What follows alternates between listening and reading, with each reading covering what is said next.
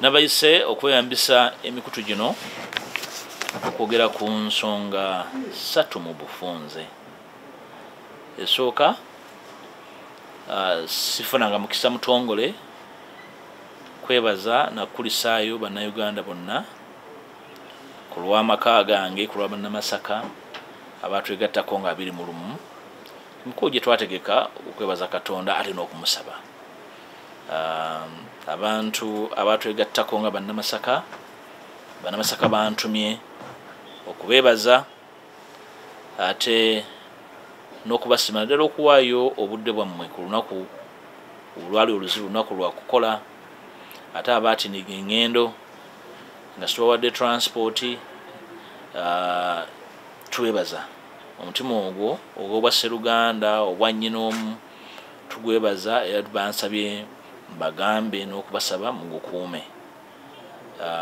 Okusaba okumwe twakutegeka kwali kusaba mu mbeera yaffe ne mu butonde bwaffe ne mu nkuza yaffe bubeerako n'ekikusanyusiza osaba era naweebaza oba n'ekikusoomooza era okola kyekimu. N'olwekyo twebaza abatwegattako ku lunaku olwo mu bungi obwo ate n'okubeera abantu ab'emirembe obwenkanidde awo. Ensonga ey'okubiri era nga eva ku mukolo ogwo bukya tuvaayo bannayuganda bangi Ssekinnoomu mu bibiina ebyobwannakyewa eby'ebyobufuzi bannamawulire badde bankubira nga bambuuza wakola statement naye tewatuwulya engeri gy'ogenda kugenda nayo mu maaso ku biki ebirina okukolebwa nakyo ekiddako.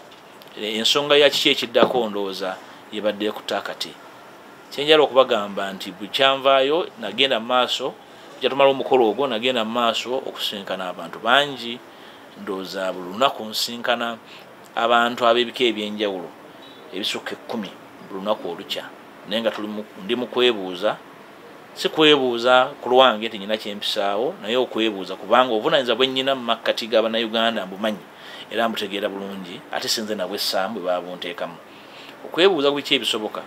Tusigazizza ebbanga ya mwaka gumu n'emyezi nga bwe gityo okubanga twesanga mu kiseera ekyokulonda obukulembeze obupya mu Uganda ku mitendera egy'enjawulo. Ensonga eyo nagikoonako naye ne ŋŋamba nti okubeerawo kwayo kijja kuba kya bunafu nnyo ffe abaagala okukyusa Uganda ogenda obugenzi mu kalulu ng'omukolo obukolo ogwakiyita mu luggya. Twabaddeyo akalulu twakwetabye twafunyeyo ababaka ba palamenti ndefunayo bammeya ne bakansala tuli basanyufu nnyo. Ndoza si kyekigendwa ky'ebyobufuzi ekyobwebange kigendwa ky'ebyobufuzi kukyusa bulamu bw'abantu kukyusa ndowooza z'abantu nakulaba nti eggwanga likuumibwa nga lina emirembe nga ne bannansi bagenda mu maaso ate ng'obuyinza bwabwe babusigazizza. Okwebuuza okugenda mu maaso kuli ku nsonga enkulu bbiri. Okulaba nti situgenda mu kalulu akaddako nga situfunye ssemateeka mupya nga situgenda mu kalulu oyinza okugamba ssemateeka omupya oba ennongoosereza ez'omuggundu mu ssemateeka aliwo kubanga ssemateeka aliwo nzikiriza nti yatemwatemu obulere bwebeera nnyumba basooka kugyamu luggi ne bajjamu amadirisa oyinza okugamba nti wetwogerera kifulukwa. Ekifulukwa ekyo tosobola gamba nti mujja kuyingira bikonkome misota na minya na bikere kubanga emyaganya weegiri okusobola okuddabo. Ssemateeka yakolebwa mu 95 yakolebwa ng'ennonoye ya president agenda okumala ebisanja 2 era twaliwo okwerumaaluma nti ne bwobeera mu byotya ebisanja 2 we biggweerako era tuba tukoze eki tuba tukuwonye. Tibalowoozaako nti bajja kubeerawo omuntu akwata obuyinza agambe nti nze okutuusa okufa amiina. Ekyo kasa twajjaho ebisanja kuba president oyo ssemateeka okwo okukkanya kw'abannayuganda abaali mu ssemateeka abakola ssemateeka oyo kuba kuyiise kubanga eyo y'empagi enkulu eya wakati Sseddugge eyali yeesibye ssemateeka oyo. Bw'otunulira n'ennyanjula ya ssemateeka ffe bannayuganda abayise mu busambattuko omuli okuyiwa omusaayi omuli obwa Sologumba omuli obwa kibigambo bingi nnyo kitegeeza nti abakola ssemateeka baali bakoze okwebuulira okwo kulabika kwatyoboolwa. Abaagala Uganda egende mu maaso ng'ekola n'ebyobufuzi ebisibaga ssemateeka w'abaana n'abazzukulu ssemateeka alina okuddamu okutuulirwa. Eyo ensonga esooka. Ayogere ku bintu bingi nnyo omuli ebisanja omuli ogabana obuyinza. Tukkiriza nti enkola ya decentralization eriwo ku ssaawa eno yasigala ku lupapula naye mu nkola yayiika. Enkola y'emirimu nfu, entambuza y'ensimbi nfu, abawo ensimbi ennyingi mu musolo be bafuna ate ekitono ennyo mu musolo. Tukakasa tutya nti ensimbi y'omusolo eganyirwa abo abagiwa, ebitundu ebisigalidde nti biyambibwa okugenda mu maaso ng'okyalina ssemateeka ayogera ku decentralization efaanako bw'etyo nga teriemu na garanti nti osobola okuwulira omukulembeze w'eggwanga oba Ssaabaminisita ng'ali wantu n'agamba nti mmwe mwalonda bubi abeeyo kyemuvudde mutafuna services. Kiba kitegeeza waliwo ekizibu ennyo mu ngabana y'obuyinza n'enkola y'emirimu. So ensonga ezo n'endala zeetaagisa okuzzaayo mu lukale. Bannayuganda baweebwa omukisa ebbanga liiseewo ddene okuddamu okutunuulira bye baagala bikyuke mu ndagaano yaabwe kubanga ssemateeka ndagaano y'Abannayuganda so si ndagaano y'abannabyabufuzi. Ekyokubiri ensonga nnyingi ezikwata ku by'okulonda. Ekimu ku biri mu ssemateeka bye ndowooza nti birina okuteesebwa kasana genda ku kyakubiri ye Parliament. Ebbanga lino Parliament ekubiddwamu nnyo tooki emu mu butuufu ate endala mu butamanya. Ekyo kino kirekera Bannayuganda babenga babuuza ebibuuzo bafune answers. Kasaba bange kibabuuza kirina omusingi nga tekisibagiddwa mu bukyayi nange eridembe tosobola dibajjako. Parliament ya Uganda bagyemulugunyizaako ababaka bangi nnyo abagasa batono. Sera kituuse tuze ku mmeeza size ya Parliament n'ennunda yaayo. Mbawadde ekyokulabirako nti abavubuka mu kubala abantu okuwedde kizuuliddwa nti abavubuka myaka 17 ku 25 basinga obungi. Naye mu Parliament mulimu bameka?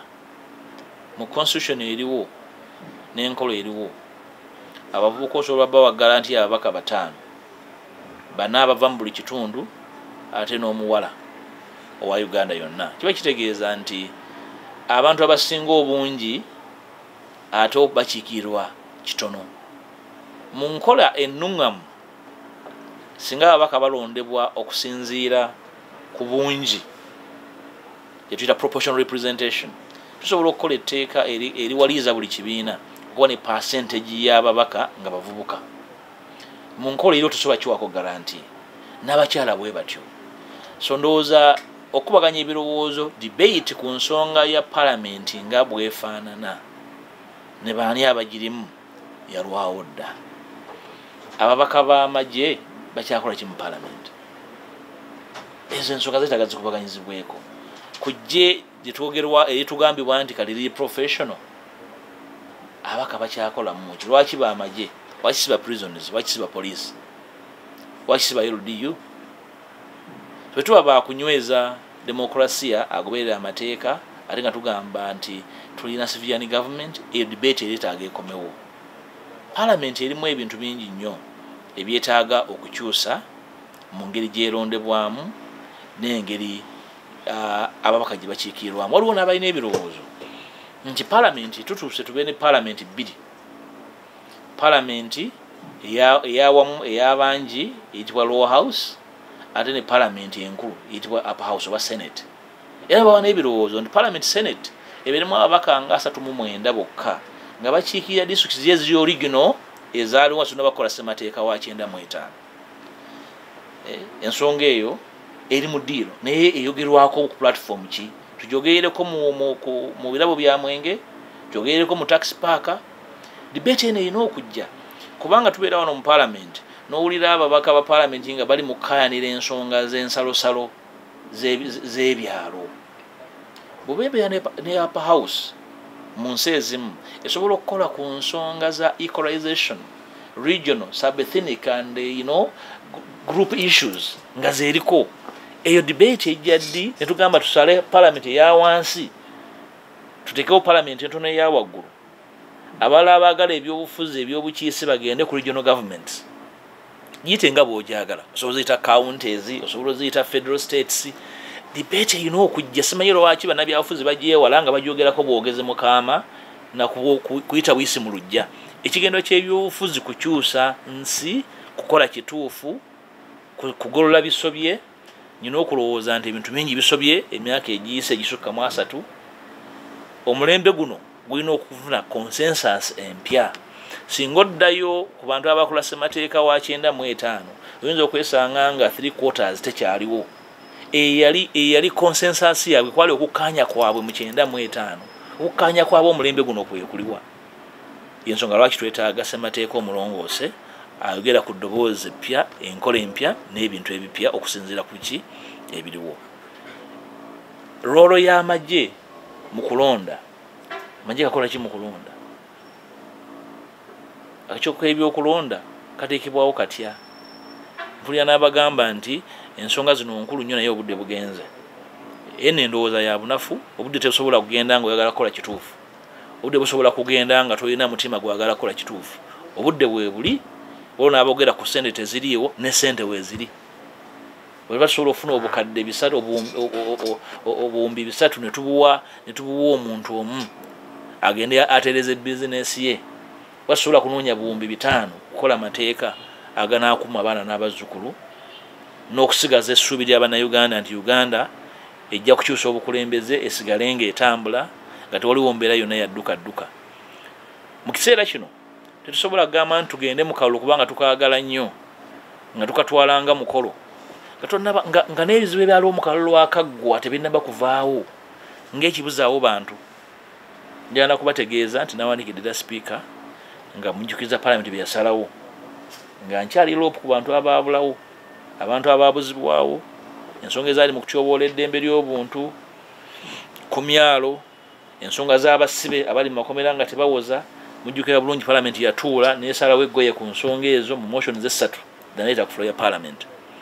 Era mujjukira bulungi nti mu debate eyo omu ku basibe be twazuula yali Ddamulira gwe twazuula nti ali ku CMI kyakakasibwa yakyuka eddembe ly'obuntu akamukyala Wangadya poliisi n'ekikakasa mujjukira statement ya Mwami Onyango n'amabaluwa agava mu State House binanga biri mu paalamenti ku ssaawa eno Ddamulira famire tugigambe nti tuli bajega tuli bagwagwa tetutegeera nga paalamenti yateesa n'emuzuula nti ali ku CMI nga nakatavanga yo tagenda nga na mu kooti akyali mu busibe ate abantu bannannyini b'abasibe bano abalala tubagambe nti baddeyo balonde nga abantu bakyali mu kkomera tuli mu bwangu twagala kulonda. So ensonga ezo n'endala zikomewo gwe mulimo gwendiko nkyaguliko noonya enkola ennungamu ne bannange nkyebuuza ne kubansingako ku bukulu ne ku experience mu nsonga zino tukikwate tutya waliwo n'abatakyagala abalowooza nti kijja kubalwisa kye baliko sirowooza nti waliwo okulwa twetaaga ddoboozi ly'abannayuganda bonna si abannabyabufuzi bokka naye buli muntu alina omugabo mu ggwanga muno eddoboozi lye liwulirwe. Kyakusaalirwa nti minisita wa ssemateeka ensonga eno yagyogerako bwogezi emunyumira okwogerako naye egyokugissa mu nkola simanyi kimuganye. Ekirungi nti amateeka agafuga paalamenti tekatugaana kuleeta bago nga basekinoomu oba nga group. Ekyo mu mbeera eriwo tunama tukoze okwebuuza okumala kwetwagala okukola mu bwangu kyetwagala tubeereko. Era njagala okuyita bannayuganda bonna abavubuka abantu abalina ebirowoozo bonna batubayise nze maze okukola okwebuuza okutonotono ku baka ba paalamenti nja kukola betugenda okukola enkola ennungamu eyawamu okukolagana ne bannayuganda bina by'obwannakyewa ebyo by'obufuzi okulaba nti tukola okwebuuza okw'eggwanga lyonna ku nsonga ezirina okukyuka ate mu bwangu ddala tuleke kye tujjamu tuleke genda mu kalulu kakutuusa mukolo obanga mukolo bukolo gwakwalula balongo nebalinda nava buvi mu ofiisi ne sava mu paalamenti kyova olabanga nsazeewo nti ensonga eyo ngenda kugittukiza. Ebintu ebyagirimu si bizibu kutegeera naye bye twateesaako si bizibu kutegeera ne gavumenti byasaba ekole si bizibu naye okugoberera ndowooza kikulu nnyo okuwa essuubi abantu baffe nti bwe twogera ku nsonga tuzireka mu bbanga ate ntubuukira ku ndala.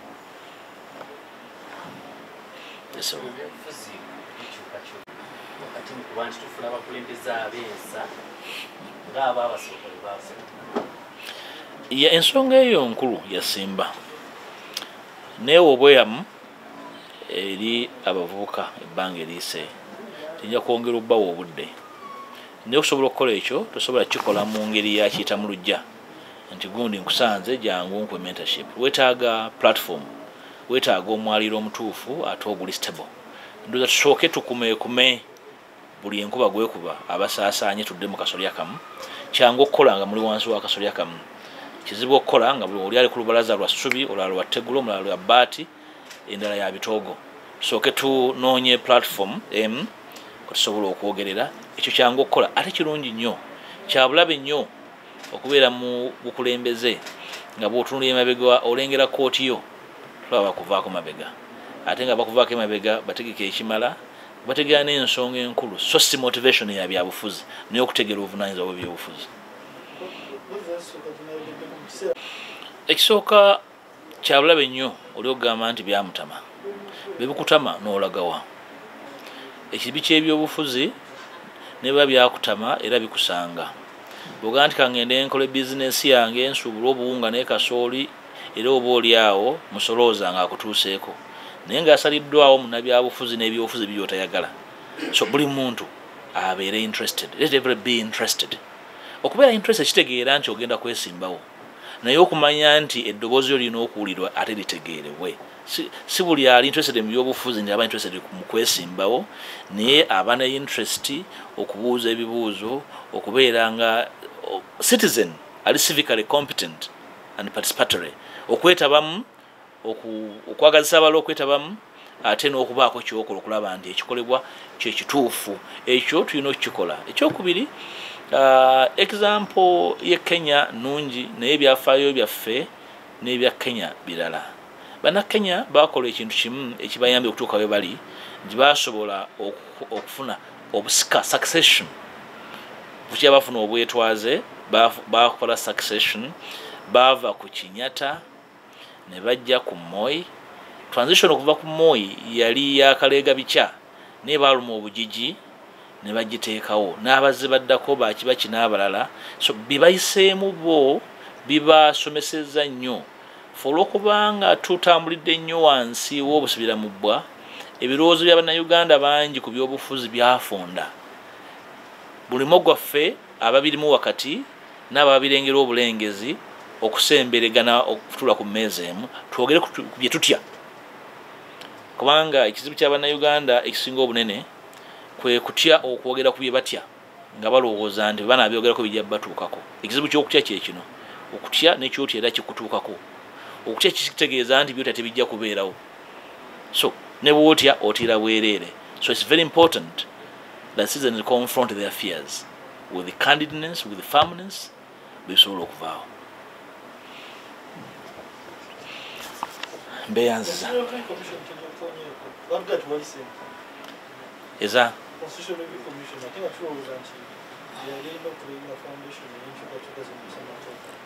bwebanga tewaliwo ssente eza Constitutional Review Commission eza Parliament weeziri. Parliament esobola okukulemberamu olutabaalo, esobola okukulemberamu omulimu ogw'okubaako ennongoseza ezikolebwa nga za bwesimbu nga tulina na commission.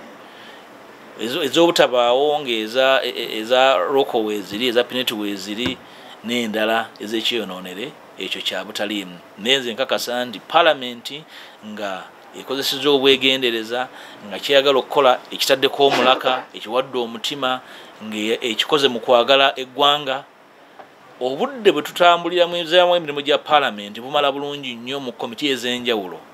In fact, Parliament esobola n'okumajinga okugatta komiti ne zeekolamu komiti ezeegasse ng'ey'amateeka, ey'eddembe ly'obuntu, eya local government, ne zikola ennongoseza namutayiika. Kasita wabeera nga goodwill weeri, ekikulu kya byonna nti buli kibiina kya byabufuzi kirina ebirowoozo bibeera ku mmeeza emu, ate nga ebibiina ebisinga biri represented, ne tugattako n'okwebuuza ku bantu mu kiseera ekigere, byonna bisoboka bulungi. Ekikulu kya byonna omwoyo ogwagala okukola ekituufu, si budde si ssente.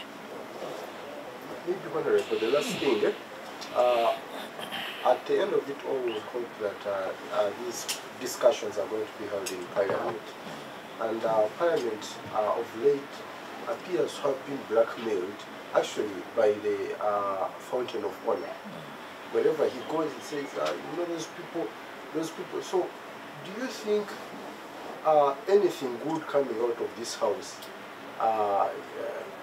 can receive that kind of reception out there, given the bad marketing campaign that he's been propagating?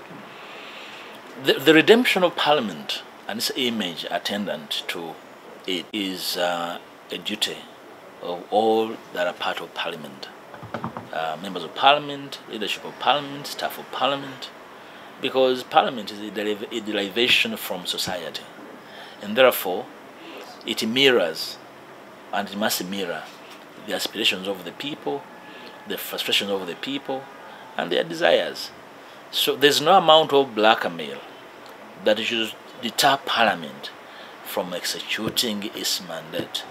Parliament should assert its mandate, should assert its duty and obligation, and should not really surrender it to the executive. The executive has its own mandate.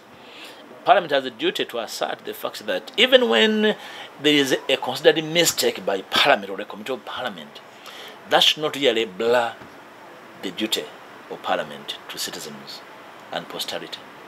So for me, I differ. That's why even when you have all these flying accusations, first of all manner of accusations should be properly investigated. There should not remain mere accusations that remain flying and then blur the well-intentions, the well-considered intentions of Parliament as a collective or as individuals.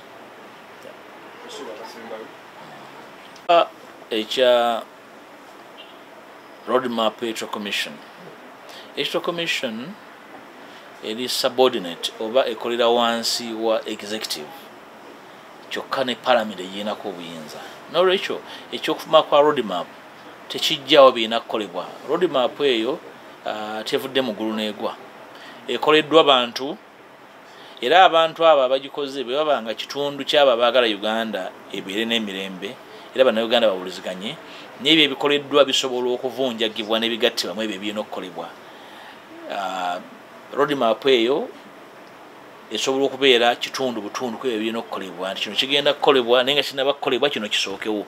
N'olwekyo sirowooza nti roadmap tugitwale nga road block eremesa okukola ebituufu ebirina okukolebwa nsona bagenda mu kalulu, kubanga sirowooza nti Electoral Commission nayo nti ezuukuka ku makya nga ekigendererwa kyayo kuyisa buyisa mukola bukozi mukolo guyite egambe ntwamaliriza ogwaffe batusasule. Sirowooza nti ekigendererwa kyayo kitundu, era erina okuba ekitundu n'ekyobuvunaanyizibwa okutwala Uganda ku kkubo erya demokrasiya ne ssemateeka anaawangala anaakuma abaana n'abazzukulu.